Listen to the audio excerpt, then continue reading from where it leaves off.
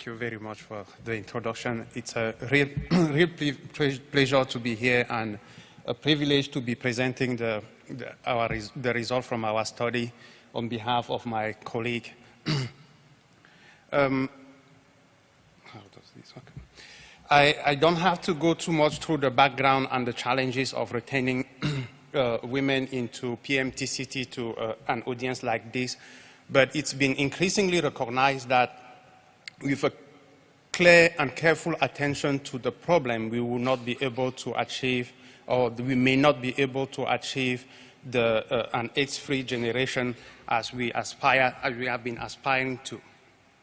And particularly despite the progress that have been done, since the 2009 in scaling up services, if you look at the number of data, we still consistently do not have women who engage particularly in postnatal care after. And you can look at here on this data from the Democratic of Congo and see the red point, the red bar show the early infant diagnostic at 6 months, which is a proxy for who is still in care at that time.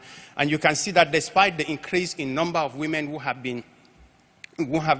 received antiretroviral during PMTCT, the increase of children being tested at 6 weeks postpartum do not move that much, indicating a major problem.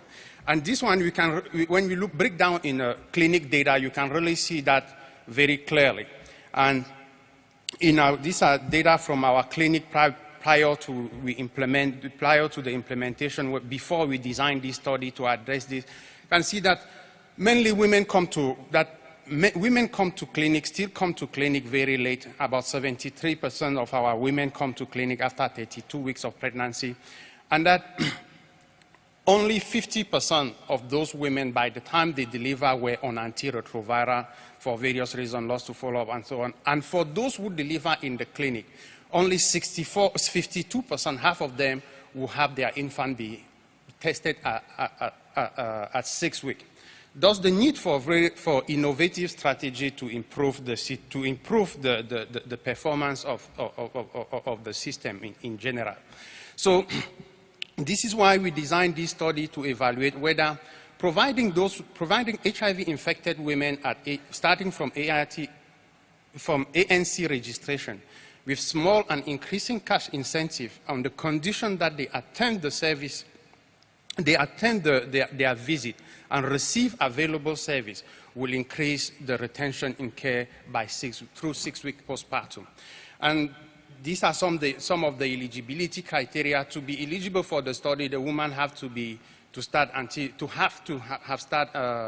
antenatal care before 32 weeks of pregnancy. They have to be newly diagnosed, and they have to intend to stay in Kinshasa throughout the end of the study. The intervention after the randomization happened between 22 weeks and 32 weeks of pregnancy, and this was done to limit the heterogeneity in the length of follow-up of the participant across the group. And the intervention consisted of, after you get randomized, patients were at the second visit will receive $5 if they come at the visit and receive all the services that was available to them. At the next visit, if they were still there on time, that means within plus or minus 5 days of their appointment, and to receive the services, they receive $1 in addition to the amount they received at the previous visit. So at the third visit, if they obey to everything, they will get $6. And if at the subsequent they continue to adhere to their visit, it increases each time by $1. If they fail at one point on one of the conditionality, they go back to $5. They go back to the bottom and restart from there. And the median overall that we paid to women were $26, and the total amount, the largest amount paid to a single woman who started at 28 weeks and go through all the thing was $45.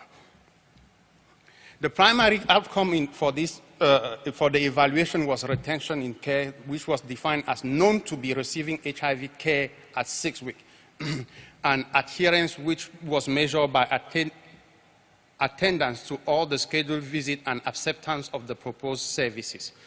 through 6 weeks postpartum. So between April 2013 and August 2014, we screened about 612 women from 90 clinics in Kinshasa, providing PMTCT in Kinshasa. And from those women, we randomized 433. And you can see here, you can point out, many of those women deliver outside of their health facility, the health facility in which they receive antenatal care. Sometimes those women are wrongly classified as lost to follow-up, but they are still in care somewhat. For the main outcome, in the intervention clinic at 6 weeks, we have 19.4 women who were not retained in care, compared to 27.6 in the control group, and the difference was statistically significant.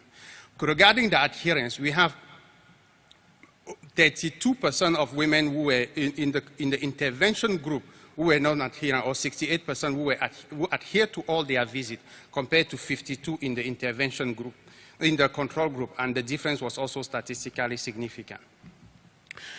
About 5% of women were lost to follow-up. They are known about were unknown at delivery in the intervention group, compared to 11% in the control group.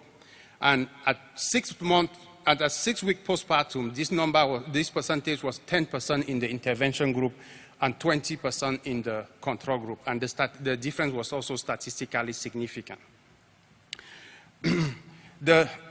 In conclusion, modest economic incentives were effective in improving PMTCT program outcome. Particularly, they reduced the non-retention by 30%. They increased adherence to full PMTCT services by 32%, and reduced the loss of follow-up by 50%, by about 50%, and contributing to the growing evidence that economic incentives are effective in achieving improved healthcare behavior in low-middle income. I have to add that the intervention in subgroup analysis, the intervention was shown to be particularly effective in women who walk to clinic. About 50% of our women walk to clinic. And it was also particularly shown to be effective in the first and the lowest and the second lowest quantile of income. So this is a large group of people contributed to this study. I have to thank particularly the participants, the clinics, the Ministry of Health, and the National AIDS Program in Congo for supporting the research. Thank you. Thank you, Marcel. We have 5 minutes.